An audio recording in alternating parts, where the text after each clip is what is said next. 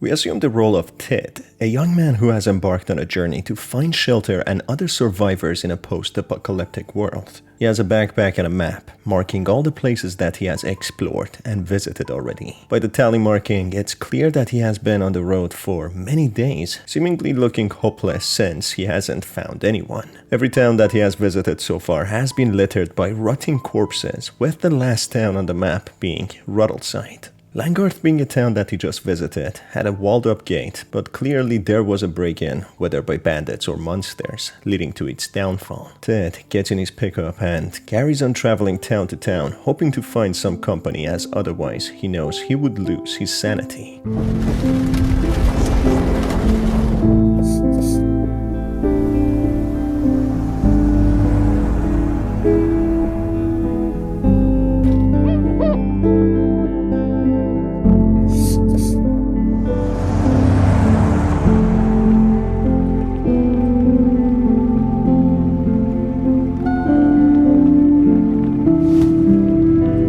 Eventually, being low on fuel, he pulls over to Rattleside, reaching a large furniture store transformed into a fort with writings on the board warning trespassers.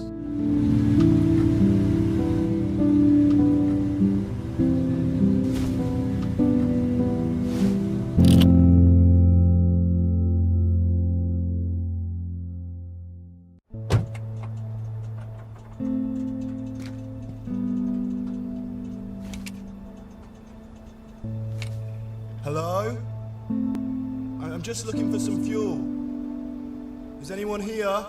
Ted gets off, calling out to any potential survivors. Getting no response, he tries to find a way into the fortified and gated warehouse-styled furniture store. Walking around, he finds a little makeshift graveyard having 3 distinct graves. The graves are named Millie, Nathan, and Alfie. There's a letter nailed to Millie's cross, written by someone called Mia. Mia is apologetic and explains that she was the reason Millie moved to this place, even though she didn't want to. This led to certain members of their group stealing their supplies and running away. This was something Millie warned Mia about, but she didn't listen. This led to the Nocturnal, the zombie-like monsters attacking and killing Millie, which Mia is very remorseful about, blaming herself for her death. Managing to enter the locked-up store, he comes across several personal belongings left behind. Ah!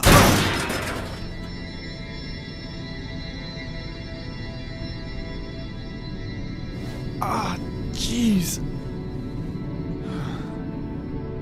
One that catches his attention is a set of child drawings, making Ted believe that there must have been a kid there. This in a way reassures him that the people in here must not be that bad, as they have a kid with them. On a notice board, we find images of the people who were here: Millie, Ethan, and Alfie, whose graves we found outside. There are some other photos of people called Mia and Maggie, then Izzy and Cora. Ted wonders if the others are still alive or dead, or if they are the people who stole the supplies. Soon after, he finds a canister of fuel, ready to hop back in his truck. As he tries to leave, he gets stopped by none other than Mia, who is soon accompanied by Maggie. Okay. Is there anyone else with you? Yeah, and they're waiting for me outside. I don't believe you. You would have come in with them. Don't lie in a situation like this. You're not any good at it. Look, I just came by to get some fuel. You can have it back. Or if it's food you want, I can... I don't care about that. Then what do you want from me? The keys to the truck. The one you just drove in here with. No. Mia, what's taking so long? We don't have time for this. Once the sun goes down, it'll be back. Forget all this, just shoot him and let's go. No, we have time to do this peacefully. Why do you need my truck? There's a Nocturnal in Rattleside. Well, then you guys know I need that truck too, right? It's just how it is. I'm sorry. If we take it, he's gonna die anyway. Why postpone his death? He's a fucking kid. I'm not a murderer. Hand over the keys.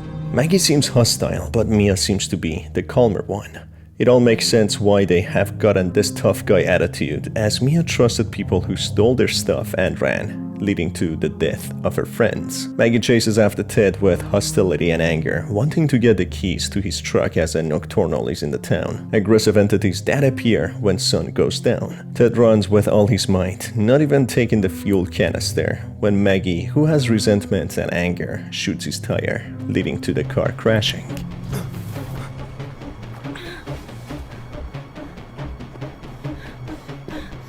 Maggie! Ugh, give me that!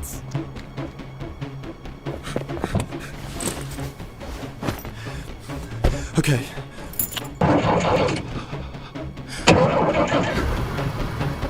Oh, yes!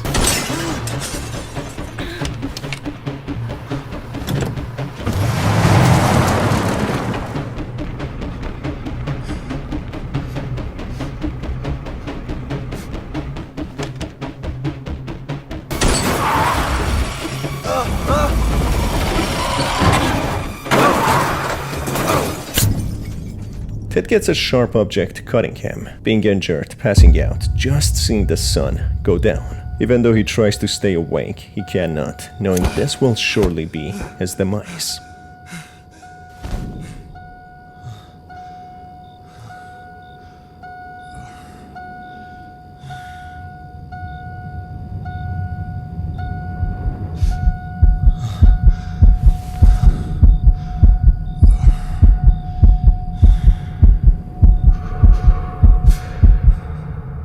As he wakes up, he finds himself in a boarded-up old train carriage, being handcuffed, having his wound stitched up, and being safe and sound. He is watched by a guy who explains that he was the one who saved his life and stitched him up. The man opens his handcuff and introduces himself as Diego, asking Ted what happened to him. He explains thanks to one of the tough guys who wanted to kill him and steal his truck, now it is destroyed and no one has it anymore. Despite all that, Ted was looking for human connection and a survivor for some time, so he appreciates finding Diego. Wait. You stitched me up? Yeah, sorry. My stitching isn't the best. No. You saved my life. Well, you're welcome, I guess. How did this all even happen? I need to know I can trust you. Well, I was passing through Roadside, and I stopped at that furniture place to look for fuel. Furniture Valley? Yeah, that's it. Wait, do you know them? Those people there? No, I stay away from that place. There used to be a whole group, but the Nocturnal attacked them a few days ago when I arrived in Roadside. I'd be surprised if any of them are still alive. What did they want from you? My truck. And now nobody has it. I'm Ted, by the way. I'd shake your hand, but... What's stopping you from using your left hand? that's not the right way to do it. Just don't try and kill me, that's all I ask. Thanks.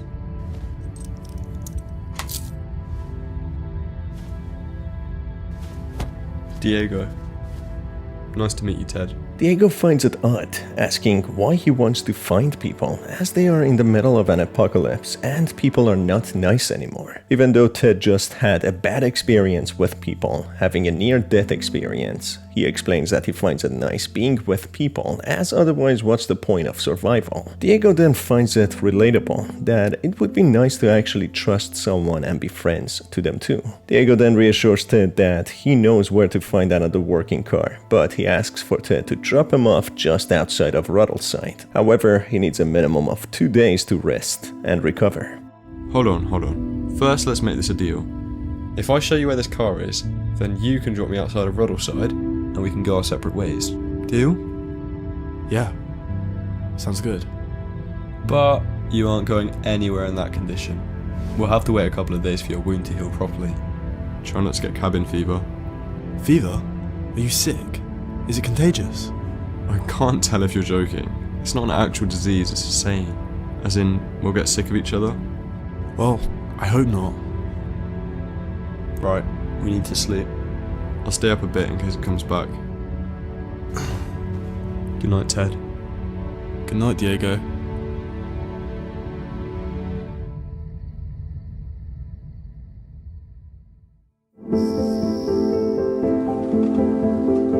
In the meantime, Ted and Diego get to know each other and find each other's company comfortable and fun.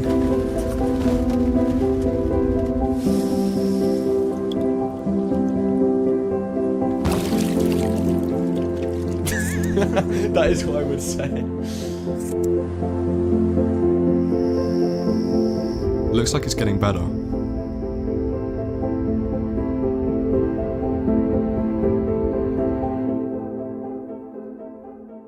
On the third day, Ted doesn't seem ready yet to say goodbye, wanting to spend some more days with Diego. But either way, they get some vegetables from the woods and make a fire to eat. That's when we learn Ted grew up in an abandoned zoo, which clearly indicates that the outbreak has happened before he was born. He seems to be a teenager or 20, which means the outbreak happened 2 decades ago, with the Nocturnals wreaking havoc. Diego says that the car is in a school nearby. As the duo head to the high school to get the new car, Diego leaves majority of his belongings behind to be light on his feet. On the way, Ted gets it out of Diego that his past was tragic, losing someone he cared about and learning not to get close to anyone so it doesn't hurt when losing them again. That explains why he would prefer to be alone, as he feels meeting someone new and getting close to them would only lead to more pain. Going deep into the tunnels, somewhere that doesn't have any sun and could be very dangerous as there could be Nocturnals in there, they find a ladder which Diego climbs, when all of a sudden the bottom half breaks, forcing Ted to go and find a rope.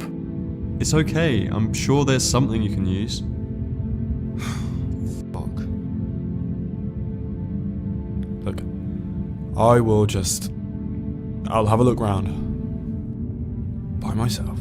On his way, he finds a note left behind by a number of survivors who stayed in the tunnels. The survivors are long dead as we find a skeleton, with the note explaining some capabilities of the Nocturnals whose saliva seems to be acidic, melting skin, as one of the victims had her face melted after the entity spat on her. As Ted finds the rope, he hears the screeches of a Nocturnal, fear running down his spine. He runs to Diego, with the Nocturnal getting really close, with the duo just narrowly escaping and going to the surface, where they are thankful to see the sun. Walking around, they find a barricade by the military trucks known as the OHC, who seem to have disbanded and disintegrated as majority seem to have died. Finally, reaching the school, they come across a preparation for a prom, which was left behind as the outbreak started. Ted is confused seeing this as he was born post the outbreak. He was raised by teenagers at the zoo as he never met his own parents, who seemingly died before he was born. He was then sent to post-military commune, where he started learning how to shoot, read, and other skills. The place he was in suddenly got overrun by raiders when he took the truck and ran away. My parents met at their prom. They always talked about it. I don't know who my parents were. I think they died when I was a baby. Who raised you then? The people at the zoo? Yeah. And they were only teenagers at the time. I don't know how we made it so long. Eventually someone found us and I ended up in a post-military commune after that. It's where I learned how to read, shoot, drive. And that's where you stole the truck from? No, I didn't steal it, Diego. That whole place got overrun with raiders and I barely escaped with my life. Surprised you managed all that, if I'm honest. After the conversation, we learn more about the outbreak. The prom celebrated the coming of a meteor. The meteor seems to have been the cause of the outbreak, somehow causing it. Did it carry a contagion, making people turn into monsters, or did it have aliens on it which delivered them, leading to carnage? Eventually, the duo find the car when they decide to stay the night and leave as soon as the sun is up. During that time, they have a conversation about their past, with Diego unveiling that he has never killed anyone before, but Ted confesses that he has. But only the people who were bad, such as the raiders who killed many of the group members, including children. I'm guessing you killed people before then. Yeah, but only people who were bad. How do you decide who's bad? Well, the people who attacked my zoo were bad. And they killed children. Okay, yeah, that's bad. We should sleep.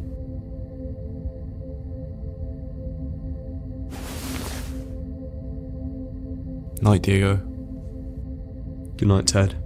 Going to the prom ballroom, Diego reveals more of his past, that he had a plan with someone special to him whom he was traveling with. They wanted to make a new life together, but as they were asleep one night, Diego wakes up to find himself abandoned with all his belongings stolen, being left for dead. This felt like a huge betrayal, as that is why Diego has trust issues now. He was only 16 back then and almost died, and that is why he wants to go his separate way after they leave Ruddleside. Diego even says if Ted doesn't abandon him, he wouldn't want to see anything bad happening to him. I just have this memory screaming at me from the back of my head whenever I picture us leaving together.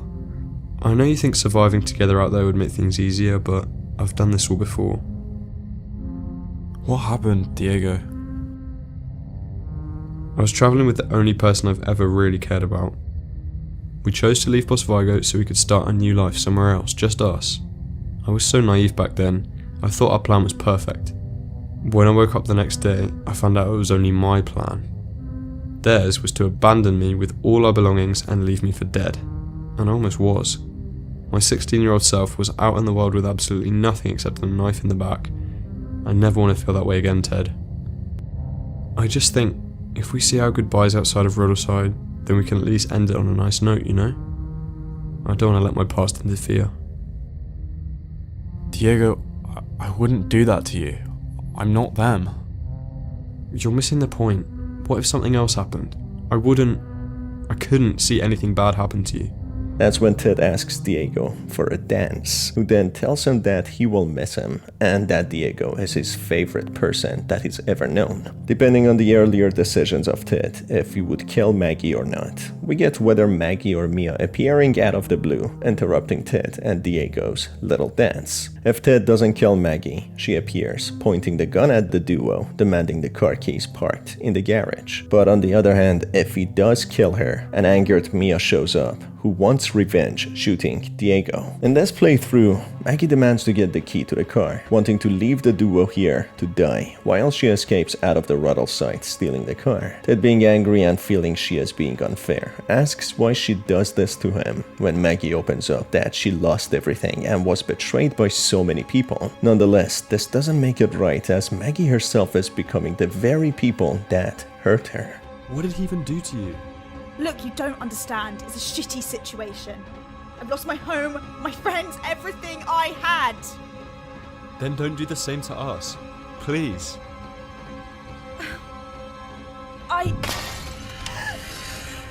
Go on, just run! Run! That's when a Nocturnal is heard, breaking through into the school, interrupting their conversation, who all run, with Maggie instructing the duo to run and save themselves. It seems as if she's trying to distract the entity, so that they are saved. Acting like a hero now. Ted and Diego run into the kitchen, locking themselves in, when the Nocturnal finds itself through a skylight window. Ted slowly bypasses the entity and finds the vent duct, going to the garage with Diego, getting in the car and driving off with the entity just missing them.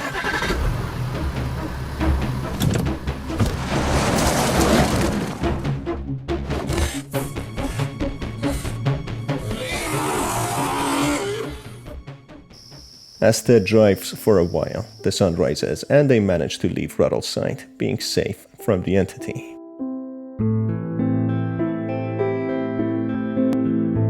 It's not very clear what happened to Maggie. Clearly Mia died if we don't shoot Maggie, but the other way around, if we shoot Maggie, then Mia gets killed by the entity.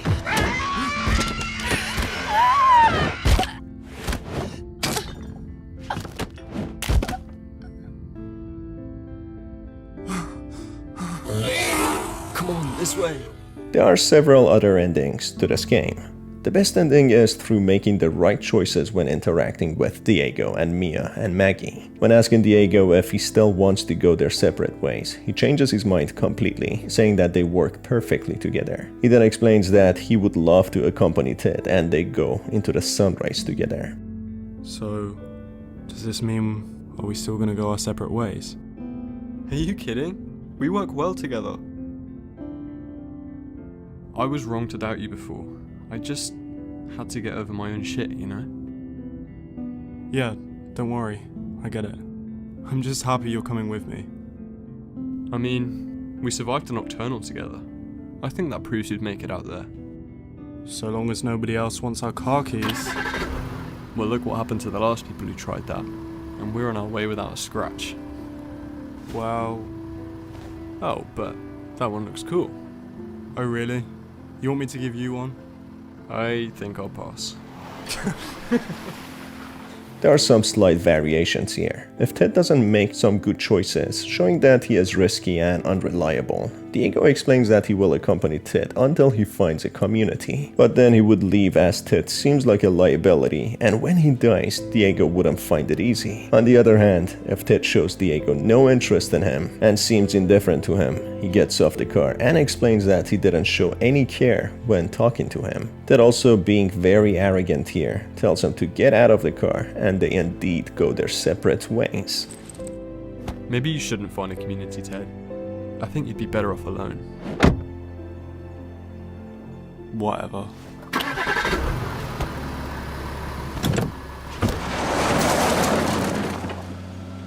There's another slight variation in the separation ending. If Diego drops the bomb that Ted is incompetent and doesn't seem to be able to take care of himself, he tells Diego to get out of the car, and as he drives off alone, he starts crying and sobbing as he really cared about Diego. On the other hand, if we shoot Maggie and Mia shoots Diego for revenge, we get a different ending. When driving off together, Diego starts bleeding heavily and seems to be taking his last breaths. Ted pulls over and they have their last conversation.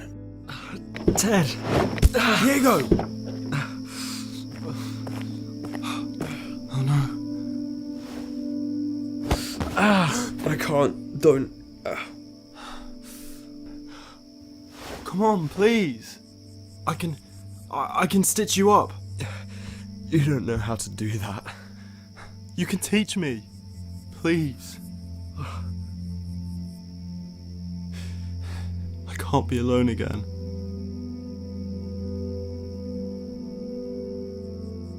I'm gonna miss you.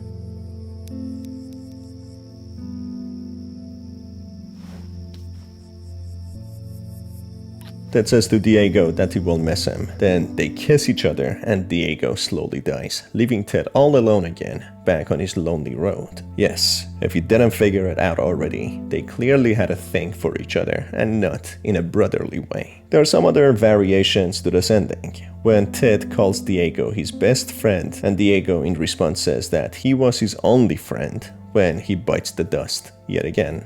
And finally, if Ted made some bad choices along the way, Diego says some harsh things before dying, blaming Ted for getting him and the woman in the furniture store killed, deserving to be all alone now, just before he takes his last breath. I can't. Don't. Shit! What should I do? You've done enough. What? You got those people from the furniture shop killed. You got me killed. Maybe you're better off alone.